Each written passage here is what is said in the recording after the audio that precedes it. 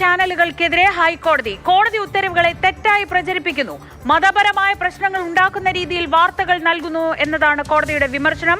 കൗൺസിലർമാരുടെ സത്യപ്രതിജ്ഞ റദ്ദാക്കിയ ഉത്തരവ് തെറ്റായി വ്യാഖ്യാനിച്ചതിലാണ് കോടതിയുടെ വിമർശനം. ബിനിൽ വിവരങ്ങളുമായി.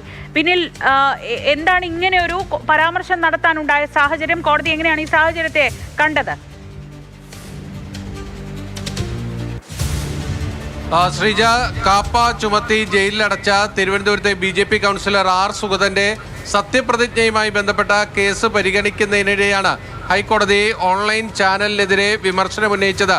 ഏത് ചാനലാണ് എന്നത് കോടതി പറഞ്ഞില്ല. പക്ഷേ ഒരു ഓൺലൈൻ ചാനലിൽ ഇത്തരത്തിൽ തെറ്റായ വാർത്തകൾ പ്രചരിപ്പിച്ചു. അതായത് മതപരമായ രീതിയിൽ പ്രശ്നങ്ങൾ ഉണ്ടാക്കുന്ന വിധമാണ് ആ വാർത്ത നൽകിയത് എന്നതാണ് കോടതി അതിനെ ഗൗരവത്തോടു കൂടി കണ്ട് ഇത്തരത്തിലൊരു വിമർശനം ഉന്നയിക്കാനുണ്ടായ സാഹചര്യം എന്നത്. അതായത് നേരത്തെ തന്നെ ഹൈക്കോടതി ഈ കൗൺസിലർമാരുടെ സത്യപ്രതിജ്ഞയുമായി ബന്ധപ്പെട്ട വിധി പ്രസ്താവം നടത്തിയിരുന്നു. ആ വിധി പ്രസ്താവത്തിൽ BJPയുടെ 20 കൗൺസിലർമാരുടെ സത്യപ്രതിജ്ഞ അസാധുവാക്കുകയും അവരോട് വീണ്ടും സത്യപ്രതിജ്ഞ ചെയ്യാനായിട്ട് ആവശ്യപ്പെടുകയുമായിരുന്നു. അതിനുള്ള കാരണം ഈ തദ്ദേശ ഭരണ വകുപ്പിലെ ചട്ടപ്രകാരം ഈ സത്യപ്രതിജ്ഞ ചെയ്യുന്നതിന് രണ്ട് വാചകങ്ങളാണ് ഉപയോഗിക്കാവുന്നത്. ഒന്നെങ്കിൽ ദൈവനാമത്തിൽ സത്യപ്രതിജ്ഞ ചെയ്യാം, അല്ലെങ്കിൽ ദൃഢപ്രതിജ്ഞ ചെയ്യാം. ഈ രണ്ട് കാര്യങ്ങൾ മാത്രമേ പറ്റൂ. അതിനപ്പുറത്ത് കടന്നുള്ള സത്യപ്രതിജ്ഞകളാണ് കോടതി അസാധുവാക്കിയത്. ഇതുമായി ബന്ധപ്പെട്ട ജഡ്ജ്മെന്റ് കൃത്യമായി വായിച്ചു നോക്കാതെ, അത് മനസ്സിലാക്കാതെ, അതിനെ മതപരമായ രീതിയിൽ പ്രശ്നങ്ങൾ ഉണ്ടാക്കുന്ന രീതിയിൽ ഒരു വാർത്ത നൽകി എന്നതാണ് കോടതിയുടെ വിമർശനത്തിന് ഇടയാക്കിയ സംഭവം.